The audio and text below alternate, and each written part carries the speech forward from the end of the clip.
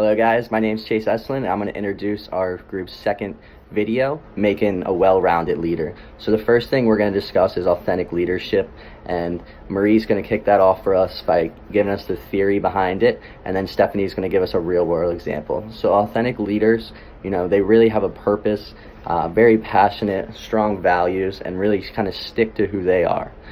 The second thing we're going to discuss is multi-generational and how it affects leadership and relates to strong leadership as well. So basically we're going to get into the traditionalists, the boomers, the Gen X's, millennials, and Ed's going to give us a great background on all the different types of generations, and Andy's going to back it up with a perfect real-world example that she has from a really good work-life experience. The last thing, Pat's going to go over how it's really important to have a strong legal acumen of your surroundings, the business, the nature you're working in, and also how ethics plays a role into making yourself a strong leader. Lastly, you're going to hear from Jonathan. He's going to go over our conclusion. He's going to give some great key points, kind of wrap it up for us, sum it all up, what makes a really great leader, go over the authentic leadership, the multi-generational, the legal, the ethics, and we really hope you guys enjoyed our video. Hi, my name is Marie, and the first subject we'll be touching upon in this video is what makes a good leader. So throughout our discussions in class, several adjectives came up of what makes a good leader. So I'm going to list some of them and explain how we thought they were really important. So first one was being competent. You want to be knowledgeable in the area you're working with. You want people to be able to come to you if they do not know something and they don't know that you potentially have the answer, you'll be able to help them find that answer. You want to be reliable, and that means your followers must believe that you'll take responsibility for the group, not only for your actions. At the end of the day, if you're a leader, the responsibility comes back to you, good or bad. You should be trustworthy. Your followers and the people you work with should have complete trust that you'll do the right thing. They should have trust in the directions you give them, and to do so, what would help is to be able to show empathy. Followers really are willing to work harder and go the extra mile for their leaders if they believe their leaders care for them, for the followers as a person, not only for the worker or what the task that they're able to do. So if you're able to show empathy, then your followers are much more likely to come along and follow your vision. You should also be motivational and have a clear vision, so you can give your team a direction, and so they know what to expect, they know what they're working towards, and it should motivate them to go past the simple tasks that they have to do, and it'll help them go through the hard times. A style of leadership that can have all these characteristics I just listed would be authentic leadership. It really is a style of leadership centered around your values. So it would be very important for a leader to know your why, which we talked about in our previous video. Because if with authentic leadership, you're showing your followers you're true to yourself, you're always acting, following the same values that you display in all of your action, and that makes you competent, reliable, trustworthy, and also motivational leader.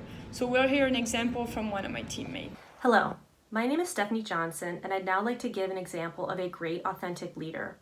My boss has exceptional emotional intelligence and could steer our account management team through any type of water, similar to the sailor in the painting behind me. She's remote in Chicago, but when she comes into our Tampa office, she exhibits her social skills by sitting in a cube on kind of the ground level with our operative team. She could have the choice of sitting in an executive office or a management office, but she rather chooses to sit in a cube and really focus on those social skills with the majority of our core team. She's an excellent motivator. We have Monday calls with our account management team, and she puts forward a motivational quote for the week to really keep us on course and give us some guideposts for the week. She's also very self-regulated. She has things that she does in her day-to-day work life that I think are very savvy from a self-regulation standpoint. She knows what distracts her. So if she's working on a very high-intensity project or a high-visibility project for our managers, she will turn off her Skype messaging. She'll also turn off her Outlook email, and that allows her to not be distracted and to stay on the task at hand and to really get it done efficiently and effectively and to not multitask.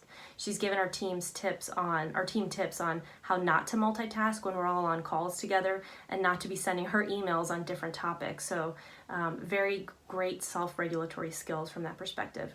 She's very authentic in who she is, and she's grounded with some intrinsic values around the power of positive thinking.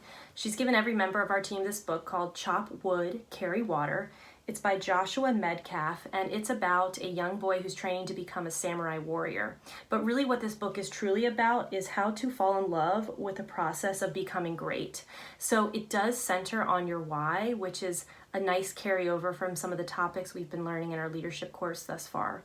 So all in all, I'm just thrilled to be working for the leader that I work for in my organization. She's an exceptional, great, authentic leader, and I'm glad I got to share her values with you. Hi, my name is Edward Marcos, and I'll be talking about multi-generational leadership and how it affects your organization based on each generation's values and age. So first of all, we'll be looking at traditionalists. They're over the age of 73, and they're based on stability, respect, and integrity, and their way of thinking is they should have only one job throughout their whole life. Secondly, we have baby boomers. They're between the age of 55 and 73. We're looking at a population that's based on advancement, recognition, and that are really team-oriented, and they want to make the world a better place. Thirdly, we'll be looking at Gen X's, who are more flexible, result-oriented, and efficient, and their life revolves around the live in the moment and adapt to the changes. And finally, we'll be looking at millennials, the age of 22 to 40 years old, and they're more about collaboration, transparency, and personal development, and they look at being more connected with each other and also preserve the earth. It is important as a leader to recognize the need of having different generations within your employees. This will enable your team to have more variety and therefore generate success with different people with different values, strengths, expertise, ideas, and backgrounds. So now I'll hand it off to Andy to give you a life example from her workplace. The multi-generational lecture given by Michelle Norris was particularly insightful for me. The generational gap that exists between my executive director and her staff has been the cause of turbulence in my office for years. Our director is a baby boomer. She's very effective at her job, but she keeps her team members at arm's length and is uncomfortable sharing anything personal about herself. She doesn't like to encourage fraternizing at the office, for example, the staff eating lunch together, and she doesn't see the need for fun in the workplace. She shares only the information her staff needs to know about the work that they do and not the bigger picture. There's not strategic conversations. And her demeanor sets the tone in the office. She eats lunch at her desk if she eats at all, and she stays late every night, setting an unspoken expectation. Staff members have come to me seeking guidance on how best to work with her, and some have left because of her, so it's been a challenge to manage. When Debbie Norris described the classic traits of a boomer, I realized the issue was a generational gap created by life experiences of our director and not necessarily a personality trait, which makes it less personal and much easier to talk about. And we've had, since then, some really productive conversations. Our millennials and Gen Xers want inclusion and collaboration. They want to understand our strategic direction and the whys behind the decisions we make. They have great suggestions on how things can be done more efficiently and effectively and how we can improve on our services. They like each other, which is a great thing, and I want them to have fun in the office. They are a loyal, committed team, but they want work-life balance. So while this behavior is foreign to my executive director, she's been really receptive to coaching. We've been talking about emotional intelligence and about how making these changes are important for her personal awareness and growth. We've also been talking about authentic leadership. I want her to be herself, but she has to open up and let people in, be inclusive and share. But I'm really happy to say that she's been open to change and that we're making great progress. Human Resources has a lot of responsibilities, from hiring, firing, legal, ethics, training, etc. Keeping good employees is critical for success of companies.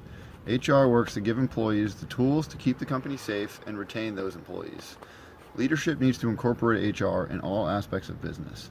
The following are a few examples of how HR is involved in different scenarios.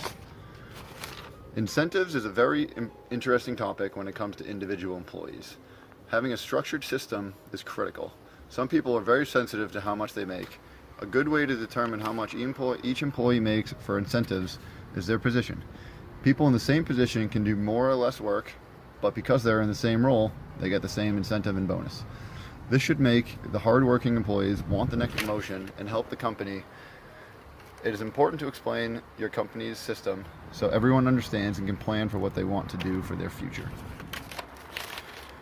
Being an employee of any company comes with responsibilities. Sometimes situations arise with different opportunities, and it is important to always think ethically.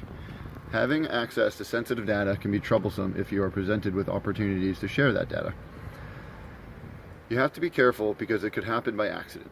A coworker of mine once got asked by a vendor for higher up contact information, not even thinking anything was wrong with giving out, a telephone number caused a bad situation. Giving out a simple email and telephone number put his career in jeopardy. You have to think ethically about everything you do, especially when dealing with outside resources.